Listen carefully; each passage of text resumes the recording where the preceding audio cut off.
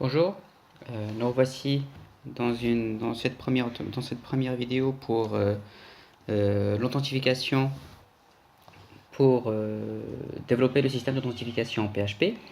Donc, une fois que la base de données est installée, hein, MySQL, le gestionnaire de base de données, de gestionnaire de base de données MySQL est déjà installé, nous allons créer notre propre base de données pour l'authentification. Donc, on va commencer par ouvrir un terminal.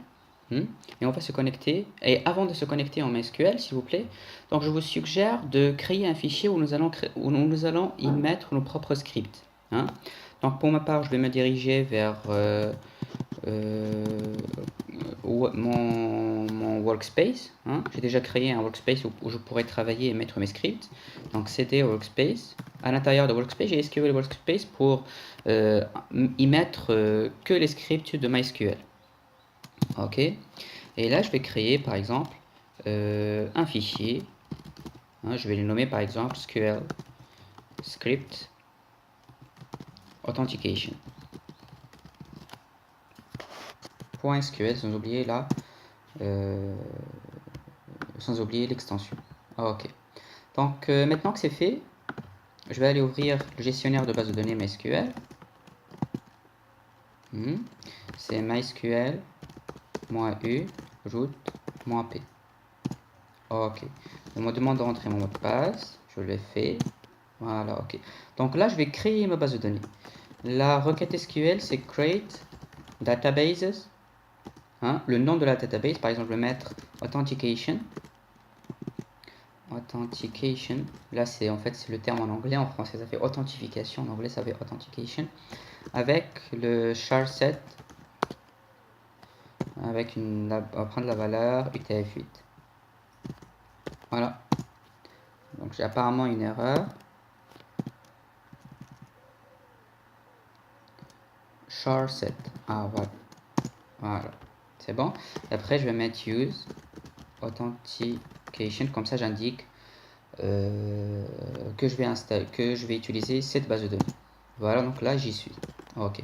Donc maintenant on va passer pour créer les tables.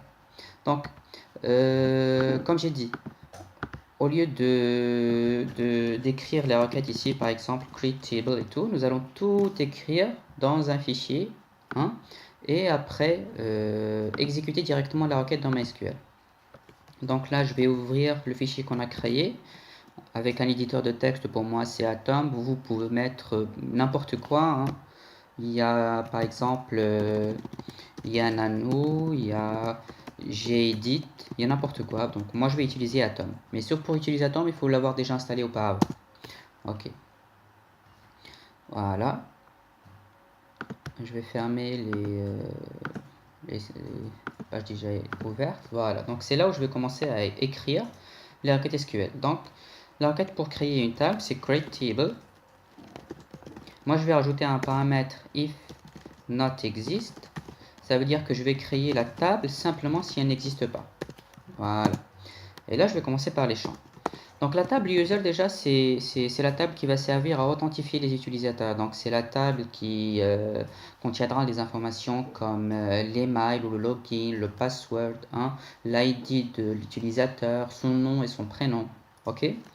Donc on va mettre comme ID users small int qui va prendre 6 valeurs, ou plutôt 6 entiers, unsigned,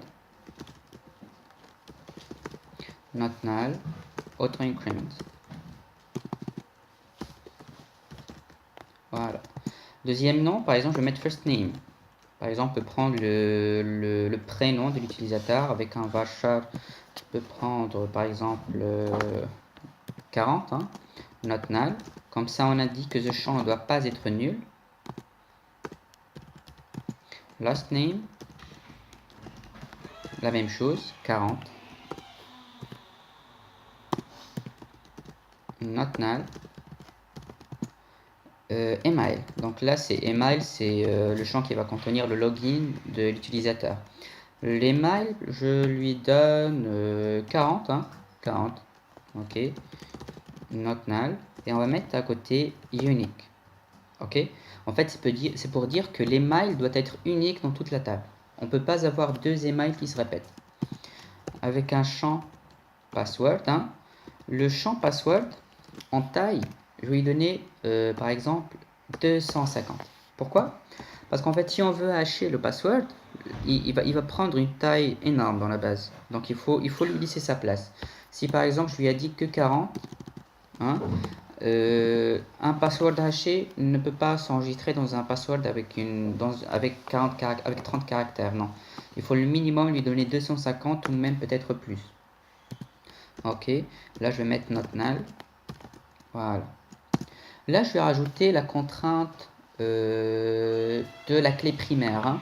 Comme ça, je vais indiquer que ID users, c'est la clé primaire de la table users. Donc là, je vais mettre constraint.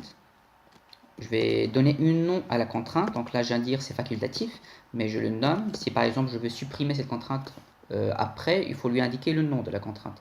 Donc là, le nom de la contrainte, c'est primary key. Et là, je dis primary key. C'est quoi la primary key? C'est ID users. Ok. Je vais rajouter une autre contrainte. Unique. En fait, la contrainte unique, je vais l'appliquer sur le first et last name. Par exemple, si je ne peux pas avoir une combinaison de nom et prénom qui se répètent dans la même table. Ok? Il me faut, pour cette même combinaison, la même combinaison nom et prénom doit se répéter une seule fois dans la table users. Donc là, unique, je vais mettre un, par exemple, unique first last name. C'est le nom de la contrainte. Et là, je rajoute par exemple sur quel champ cette contrainte doit s'appliquer. Donc first name et last name. Voilà. Sinon, il me reste encore une autre contrainte. Oui. On va rajouter un index, hein, sur le champ password. Ok. Par exemple, en fait, les index, on peut les rajouter sur les champs, sur le champ email plutôt. On peut rajouter les index sur les champs varchar sur lesquels on va faire beaucoup de recherches. Par exemple, regardez, lors de l'authentification, on doit savoir si l'email connecté correspond à l'email qui existe dans la base de données. Donc là, ça implique une requête de recherche sur le champ email. Donc si on met un index sur le champ email, les requêtes de recherche deviennent beaucoup plus rapides. Donc là, je peux mettre index, ou plutôt je vais mettre un full text. Et je rajoute le nom de cette contrainte. Full text email. Et je mets email. Voilà, donc maintenant pour cette table, c'est fini. Maintenant, ce que je vais rajouter, c'est une table connexion. Donc dans la table connexion, c'est create table if not exists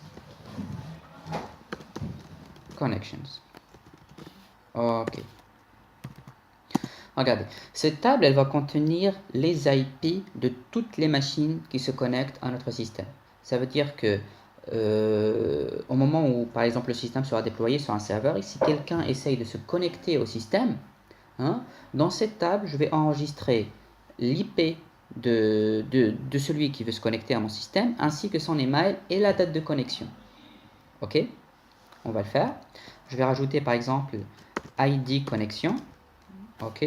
Ce sera les mêmes attributs, par exemple small int, je vais rien changer carrément, unsigned, not null, avec auto increment pour dire que le champ va s'incrémenter de lui-même. Là, il nous faut l'IP de la connexion, c'est un varchar qui va prendre par exemple 20 caractères, hein, parce que déjà une IP elle est placée par exemple sur 4 octets, par exemple 127.0.0.1. Hein. Donc là, ça me fait un maximum de 3 chiffres pour chaque octet. Donc au maximum, ça fait 15 avec les points, 15 caractères. Donc si je rajoute 20 caractères, c'est largement suffisant pour une adresse IP. Donc je peux mettre not null, email, varchar, qui peut prendre 40, voilà, c'est suffisant. Not null. Et la date de connexion. Parce que là, on doit garder la date de connexion. Par exemple, dans quelle date cet utilisateur a essayé de se connecter à notre système. C'est un datetime. not null. Ok, là je vais rajouter une contrainte de clé primaire, primary key, sur, voilà, c'est une primary key, sur le champ ID connexion. ID connexion. Je vais rajouter un index de recherche sur le champ IP connexion au cas où on voudrait faire des recherches sur les IP connectés à notre système. Et je vais aussi rajouter un index sur les mails au cas où on voudrait chercher les emails qui se connectent, avec quel IP cet email s'est connecté à mon système. Donc index IP connexion.